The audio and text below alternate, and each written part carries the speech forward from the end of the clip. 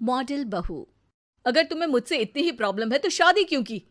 मुझे आपसे नहीं, बस उस फोटो से प्रॉब्लम है जो आपने सोशल मीडिया पर अपलोड किए। अरे इतनी सी बात और इतना ज्यादा ओवर रिएक्ट। ये इतनी सी नहीं, मेरी करियर की बात है। मैं मॉडल हूँ और मेरी इंडस्ट्री में कोई भी एक शादीशुदा मॉडल के साथ काम करना नहीं चाहता।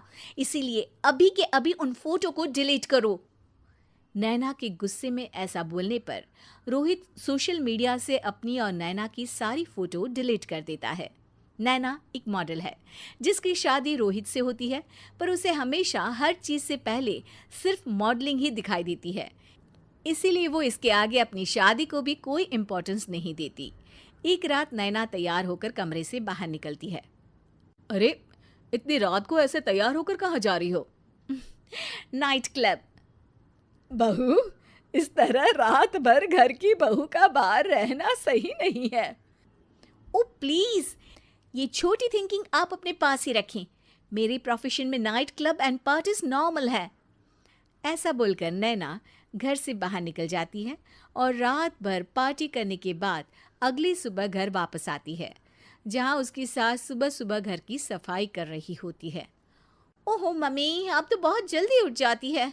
चलो अच्छा है, मैं चली सोने। जब पूरी दुनिया के उठने का समय है तब तुम्हें सोना है। भला ये भी कोई घर वापस आने का समय है? नॉट अगेन मॉम, मैं आप और आपकी इन बातों से टायर्ड हो गई हूँ।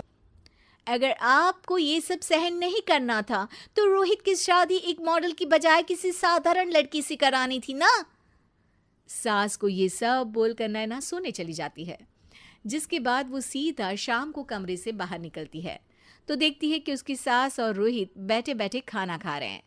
नैना भी उन्हीं के साथ डाइनिंग टेबल पर जाकर बैठ जाती है, जहां सारा तेल वाला खाना देखकर वो गुस्से में भड़क जाती है। ये सब क्या है मॉम? आपको पता है ना कि मैं एक मॉडल हूँ और मुझे अपना फिगर मेंटेन करने के लिए हेल्दी फूड ही खाना होता है, नॉट लाइक यू। फिर भी आपने सारे खाने में तेल ही तेल भर दिया। बस नैना, बिल्कुल चुप। पहले तो तुम घर में एक सुई तक नहीं हिलाती और मम्मी जो पूरा समय अकेले काम करती रहती है उन पर चिल्ला रही हो। इतनी दिक्कत है तो खुद ही खाना क्यों नहीं बना लेती? पर बनाओगी कैसे? तुम्हें तो मॉडलिंग, पार्टी और सेल्फी के अलावा और कुछ आता ही नहीं ना। मेरे भैया भाभी ने मुझे आज तक किसी काम के लिए नहीं बोला। मैंने जब जो मांगा वो मिला और इन्हें देखो, खाने के नाम पर कितनी बातें सुना दी। बस बहुत हुआ, मुझे अब यहाँ नहीं रहना। नैना गुस्से में तुनकते हुए बैग पैक करके घर छोड़कर अपने भैया के घर पहुंच जाती है, जहां उसकी भाभी खुशी से नैना का स्वागत करती है। अरे क्या बात है नैना, ना कोई खबर ना रोहित साथ में, अचानक कैसे आना हुआ? मैं तो उस घर को हमेशा के लिए छोड़ आई, दोबारा कभी वहां वापस नहीं जाऊंगी। ऐसा बोलकर नैना घर में आकर मजे में सोफे पर बैठ जाती है, जिसके बाद अब वो पूरे ठाठ बाट से अपने मायके में रहने लगती है, जहां उसकी भाभी सारा काम करती और नैना अपने मॉडलिंग प्रोजेक्ट करते हुए बस मौज में बैठकर खाती। नैना, आखिर बताओ तो सही कि तुम्हारे ससुराल में ऐसा क्या हुआ जो तुम्हें घर छोड़ना पड़ा? बस उन्हें मेरा लेट नाइट पार्टी जाना और कोई काम ना करना पसंद नहीं था, तो मैंने वो घर छोड़ दिया और यहाँ आ गई। नैना की बात सुनकर उसकी भाभी हैरानी से उसे देखने लगती है, पर कुछ बोलती नहीं। इसी तरह कुछ समय बीतता है और देखते ही देखते अब नैना के पास मॉडलिंग के प्रोजेक्ट्स आने कम हो जाते हैं, जिससे नैना बहुत परेशान रहने लगती है। ऐसा कैसे हो सकता है? मैं इतनी सुंदर मॉडल हूं तो फिर भी मुझे काम क्यों नहीं मिल रहा? देखो नैना, काम में ऐसे उतार चढ़ाव तो आते ही रहते हैं। आज नहीं तो कल तुम्हें इससे भी अच्छा काम मिलेगा। तब तक अगर तुम चाहो तो घर में खाली बोर बैठने से अच्छा है कि मेरी मदद कर सकती हो। नैना पहले तो घर के काम का नाम सुनकर नाक चढ़ाती है, लेकिन फिर कुछ दिनों तक कोई काम न होने पर बोर होकर अपने आप भाभी की मदद करने पहुंच जाती है। इसी तरह धीरे धीरे उसकी भाभी नैना को घर का काम करने के साथ सारा खाना बनाना भी सिखा देती है। एक रात नैना और उसके भैया भाभी साथ बैठकर डिनर कर रहे होते हैं। पता है, आज का सारा खाना नैना ने बनाया है, मैंने तो बस आज थोड़ी सी ही मदद की है। मानना पड़ेगा नैना, खाना तो बहुत स्वादिष्ट है। आखिर मेरी बहन मल्टी टैलेंटेड जो है, मॉडलिंग और घर दोनों एक साथ बखूबी संभाल सकती है। और फिर जब मदद करने के लिए घर में कोई दूसरा इंसान भी हो तो फिर दिक्कत ही क्या। मेरी बहन चाहे तो उसके लिए कुछ भी इम्पॉसिबल नहीं है। भैया की बात सुनकर नैना को अपनी सास और रोहित की याद आ जाती है। भैया, मम्मी और रोहित ने कभी मुझे मॉडलिंग करने से रोका नहीं। वो तो हमेशा हर चीज़ अकेले संभालते आए हैं और मैं हर काम खराब करती रही। मम्मी पूरा घर अकेली संभालती है और मुझसे बस थोड़ी मदद की उम्मीद करती है, पर उसकी जगह मैं उन्हें उल्टा बोलती रही। गलती मेरी है भैया, मुझे अपने ससुराल वापस जाना चाहिए। जानकर खुशी हुई बहना कि अब मेरी छोटी सी बहन समझदार भी हो गई है। इसके बाद नैना अपने ससुराल वापस आकर रोहित और अपनी सास से माफ़ी मांगती है और बाद में खुशी खुशी अपना मॉडलिंग और घर संभालते हुए ससुराल में रहने लगती है।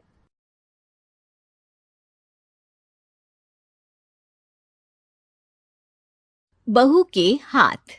घर की बहू शीना को इस बात का बड़ा घमंड था कि जिस काम में वो हाथ डालती थी वो काम अच्छा हो ही जाता है। शीना की हर बात में हाथ का इस्तेमाल जरूर होता था। एक दिन शीना का पति आकाश उससे कहता है, कल जो वो भिंडी बनाई थी ना तुमने, वाह वाह वाह वाह, मजे आ गए।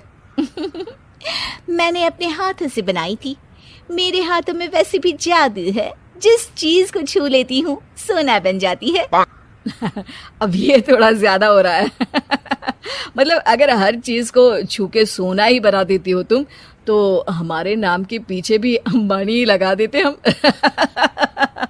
चुप रहो, मुंह पे हाथ रख लो, कुछ भी बोलते रहते हो। शीना की सास बगिया से पूजा के लिए फूल चुन रही थी।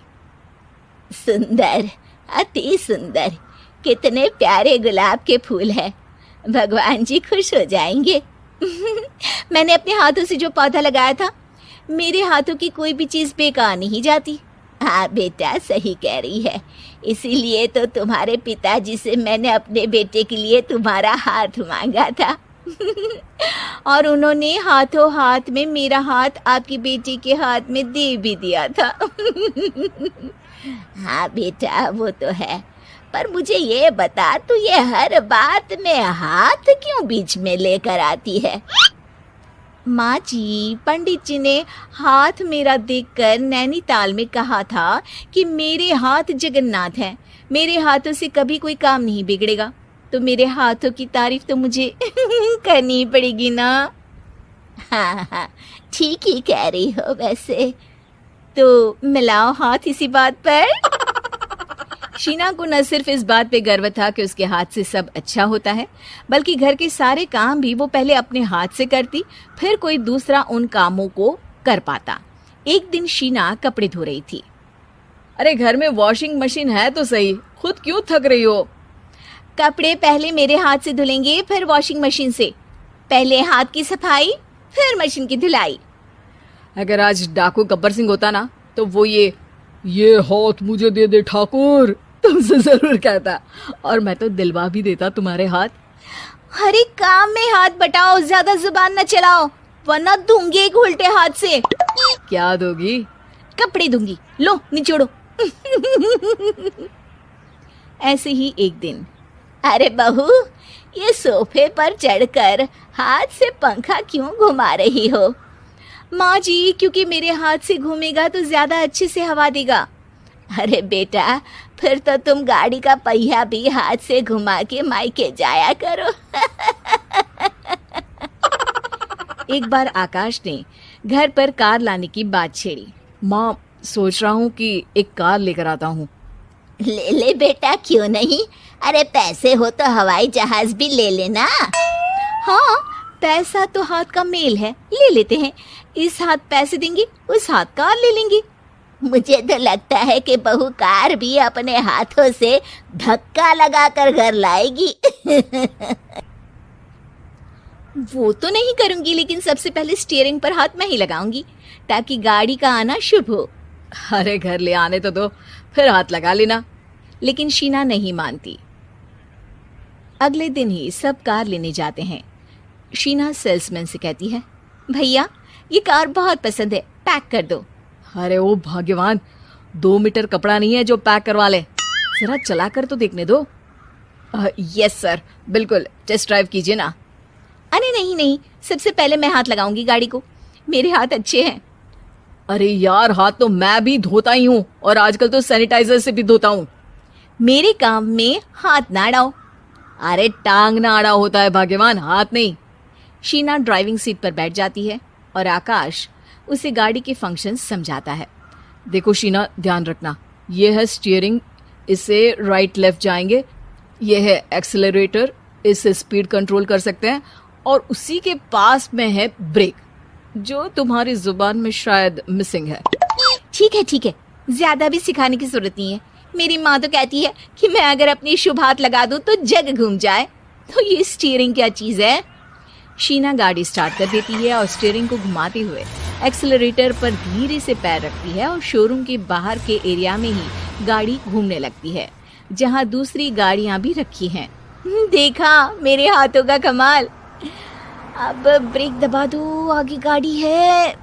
शीना आगे गाड़ी देखकर घबरा जाती है और पाँव गलती से एक्सेलरेटर पर पड़ जाता है। कार आगे खड़ी एक बड़ी गाड़ी में घुस जाती है। दोनों कार से उतरते हैं। सेल्समैन भागते हुए आता है। अरे 7 लाख की गाड़ी खरीदने आए थे और 15 लाख की गाड़ी ठोक दी, ओ माय गॉड। आकाश की माँ, आकाश और शीना घबरा जाते हैं। इतना सारा पैसा कहाँ से आएगा। तभी वहाँ मैनेजर भी आ जाता है, पूरा माजरा समझता है। अरे टेंशन मत लीजिए, गाड़ियों का इंश्योरेंस था, आप जो कार लेने आए थे वही खरीद लीजिए, पर मैडम जब तक आप सीख ना ले तब तक गाड़ी मत चलाइएगा। अभी तो आपने गाड़ी बस ठोकी है, जिसका बीमा भी था, लेकिन सड़क पे चलते हर इंसान का बीमा नहीं होता। अरे मेरे हाथों से ठुक भी गया ना तो उसकी जिंदगी बन जाएगी, और अगर चला भी गया तो स्वर्ग ही पाएगा। मैनेजर साहब, मेरे हाथ में कोई दिक्कत नहीं है, वो तो बस पाँव गलत जगह पर चला गया था। शीना की बात सुनकर आकाश अपना सर पीटता है और उसकी सास अपने हाथ से खुद का मुंह छिपा लेती है और मैनेजर हाथ जोड़कर माफी मांग लेता है।